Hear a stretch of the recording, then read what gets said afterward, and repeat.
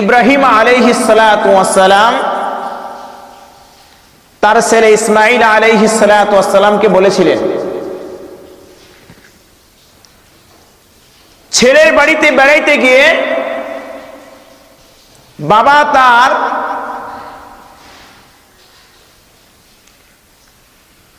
স্ত্রী অর্থাৎ bitter bore কাছে যে বলল, ইসমাঈল বাড়ি আছে কিনা। ছেলের বউ বলল বাড়িতে নেই, অর্থাৎ ইসমাঈল আলাইহিস সালাতু ওয়াস সালামের স্ত্রী বললেন বাড়িতে নেই। মোটামুটি দুই একটা কথা বলেই তাকে বিদায় করে দিলেন, সে চলে আসলেন। পরিচয় দিলেন না যে আমি তোমার শ্বশুর, এই পরিচয় দেন নাই। ইব্রাহিম আলাইহিস সালাতু ওয়াস সালাম ও নিজের পরিচয় দেন নাই, শুধু ছেলের বউকে বলে আসলেন, তোমার স্বামী যখন বাড়িতে আসে তখন বইল ঘরের দরজার চোখ আটটা ঠিক মতো বসে নাই, ঠিক মতো বসে নাই, এটা ঠিক করা দরকার।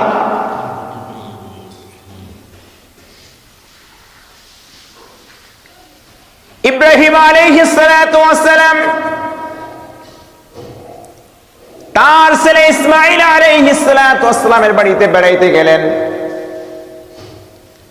বেড়াইতে যাওয়ার পরে ইসমাঈল আলাইহিস সালাতু ওয়াস সালামকে বাড়িতে পাননি। ইতিপূর্বে ছেলের বউর সাথে ইব্রাহিম আলাইহিস সালাতু ওয়াস সালামের কোনো সাক্ষাৎ হয়নি, চেনা জানা ছিল না, পরিচয় ছিল না। ইব্রাহিম আলাইহিস সালাতু ওয়াস সালাম ছেলের বাড়িতে যাইয়া ছেলেকে পান নাই, ইসমাঈলকে যখন ঘরের মধ্যে পান নাই, ছেলের বউর কাছে যে নিজের পরিচয় না দিয়ে দুই একটা কথা বলে বাড়ির দিকে রওনা হয়ে যায়।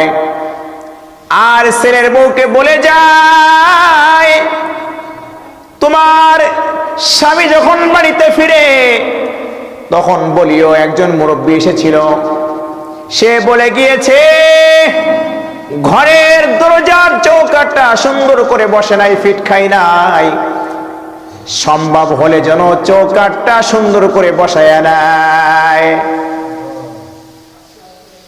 ইসমাঈল আলাইহিস সালাতু ওয়াস সালাম যখন বাড়িতে আসলেন, বাড়িতে আসার পরে স্ত্রীকে জিজ্ঞাসা করলেন, স্ত্রী গো বাড়িতে কি কোনো মেহমান এসেছিল কিনা। ইসমাঈলের স্ত্রী বললেন একজন মুরব্বী এসেছিল, তেমন কোনো কথাবার্তা আমার সাথে বলে নাই, সামান্য কিছু আলোচনা হলো, আলোচনার মাঝ দিয়ে সে একটা কথা বলে যায়, তোমার স্বামীর সাথে আমার সাক্ষাৎ হলো না, আমি চলে যাই, তবে তোমার স্বামী যখন বাড়িতে ফিরে আমার পক্ষ থেকে একটা কথা তাকে বলে দিবা। মুরব্বী কথাটা বলে গিয়েছে, মুরব্বী আমার কাছে বলে গিয়েছে ঘরের দরজার চৌকাঠটা নাকি সুন্দর করে বসে নাই, সম্ভব হলে চৌকাঠটা যেন সুন্দর করে বসায় নেয়।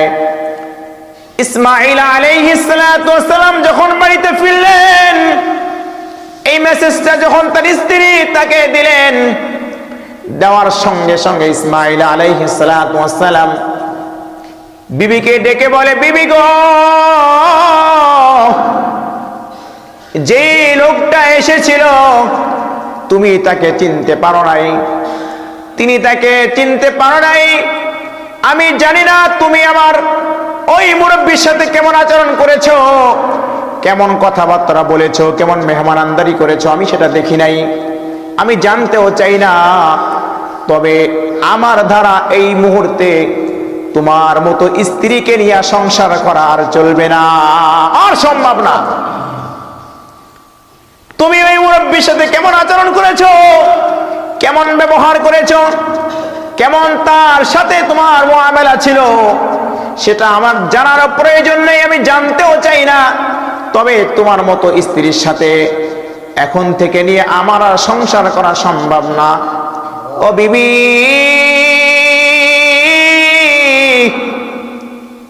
তুমি যদি চাও এই মুহূর্তে আমার বাড়ি থেকে বিদায় নিতে পারো।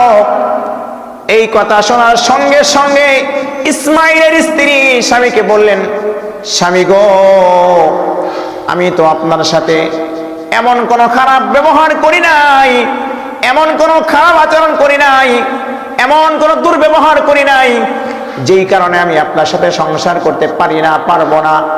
একটু জানতে চাই কি আমার দোষ, কি আমি অন্যায় করেছি, কি আমার অন্যায় একটু বলে দিলে ভালো হয়। আপনি যদি একটু সময় আমাকে দেন, আমি শুধরায় নিব। আমার ওই ভুলগুলো আমি শুধরায় নিয়ে পরবর্তী মুহূর্তে আপনার সাথে ওই ভুলগুলো আর কখনো হবে না।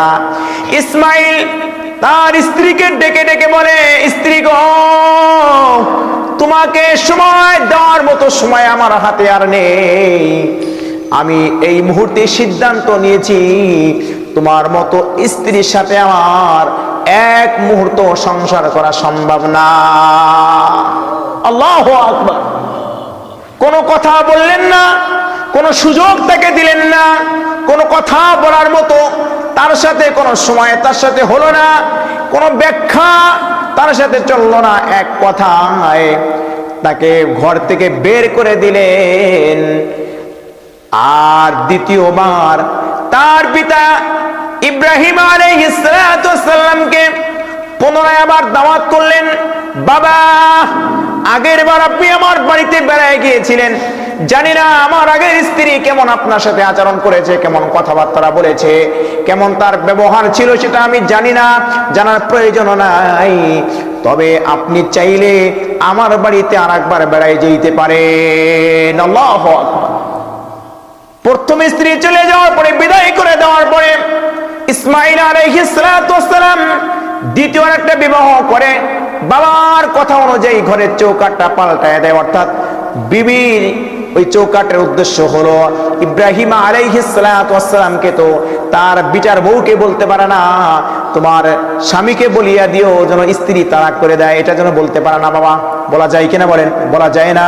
বুঝায় গিয়েছেন চৌকাঠটা যেন চেঞ্জ করে ফেলে। আর তার ছেলে তো নবী পয়গম্বর, তিনি বুঝতে পারলেন আমার বাবা আমার স্ত্রী কি বুঝাইছেন। ঘরের চৌকাঠটা চেঞ্জ করিয়া আগের স্ত্রীকে তালাক দিয়া দ্বিতীয় স্ত্রীকে ঘর সংসার শুরু করিয়া আবার বাবার কাছে মেসেজ পাঠাইলেন, সংবাদ পৌঁছায় দিলেন, বাবা গো, আপনি চাইলে আর একবার আমার বাড়িতে বেড়াইতে পারেন, মেহমানদারি ব্যবস্থা আপনি হইতে পারেন, আসতে পারেন। দ্বিতীয়বার যখন ইব্রাহিম আলাইহিস সালাম ছেলের বাড়িতে বেড়াইতে আসে, যখন দরজার মধ্যে দাঁড়ায়া টুকা দিয়ে আসসালামু আলাইকুম বলিয়া আওয়াজ করে, ও মুসল্লি ভাইরা আমার, মুরব্বী বাবার আমার, ঘরের মধ্য থেকে সুন্দর একটা আওয়াজ আসে, ওয়া আলাইকুম আসসালাম, আপনি কে? এই কথা সুন্দর করে বলিয়া ঘরের দরজা খুলিয়া সুন্দর মোতাবেক তাকে বসতে দেয়, কিছু কথাবার্তা বলে, কিছু আচরণ করে, খাবার দেয়, নাস্তা দেয়। এই কথাগুলো সারার পরে ইব্রাহিম আলাইহিস সালাম বাড়ির দিকে চলে যেতে চায়, কারণ সে তো তার ছেলের সাথে সাক্ষাৎ করতে গিয়েছে। আজকেও পূর্বের ন্যায় তার ছেলে বাসায় নাই। কিন্তু আগের স্ত্রী যখন তিনি চলে যেতে চেয়েছিল তাকে বাধা দেয় নাই। দ্বিতীয় স্ত্রী বলে, আপনি কে আমি জানি না, আপনি পরিচয়ও দেন নাই, তবে আপনি আমার স্বামীর খোঁজে যেহেতু বাড়িতে এসেছেন, আপনি কিছু সময় বিশ্রাম করেন, নাস্তা পানি করেন, আমার স্বামী যখন বাড়িতে আসবে সাক্ষাৎ করিয়ে আপনি যাবেন, তার আগে আপনি এই বাড়ি থেকে যেতে পারবেন না। আল্লাহু আকবার। কেমন স্ত্রী, কেমন তার আচরণ, কেমন তার কথাবার্তা, কেমন তার লেনদেন, কেমন তার চরিত্র। এইবার ইসমাইলের সাথে সাক্ষাৎ না করিয়া ছেলের বউয়ের আচরণ ব্যবহার দেখিয়া সন্তুষ্ট হইয়া নাস্তা পানি করিয়া এই স্ত্রীকে বলিয়া যায়, আমার এত সময় নেই, আমি বাড়ির দিকে চলে যাব, তবে তোমার স্বামীকে বলিয়া দিও এইবার ঘরের দরজার চৌকাঠটা সুন্দর মতো বসেছে। আল্লাহু আকবার। এইবার ঘরের দরজাটা ঠিকঠাক মতো বসেছে, চৌকাঠটা সুন্দর মতো বসেছে। এইবার এই দরজা রাখা যায়, চৌকাঠটা রাখা যায়। এই যুবক বাবার আমার, মুরব্বী বাবার আমার, এই কথা দ্বারা বোঝানো হয়েছে পৃথিবীর মধ্যে বাবা মায়ের চেয়ে আপন আর কেউ হতে পারে না, কেউ হতে পারে না। তবে এখানে একটা ব্যাখ্যা আছে, স্বামী বাবা মা যদি কোনো অন্যায় ছাড়া যদি বলে তোমার স্ত্রীকে তালাক দিতে হবে, ইসলাম কিন্তু এরকমটা বলে নাই, ইসলাম ব্যাখ্যা কিন্তু এভাবে করে নাই। ইব্রাহিম আলাইহিস সালাতু ওয়াস সালাম তো পয়গম্বর, আল্লাহর নবী, তিনি তো অবশ্যই সব বুঝতে পারতেন, আল্লাহর তরফ থেকে তাকে জানায় দেওয়া হতো, এবং তিনি অনেক মেধাবী। আল্লাহর নবী যেহেতু মোটামুটি সবই তো বোঝেন, তার স্ত্রীর মোটামুটি কথাবার্তা যতটুকু দেখেছেন সব মিলে বুঝতে পারছেন এই মেয়েটা আমার ছেলের বড় হওয়ার যোগ্য না।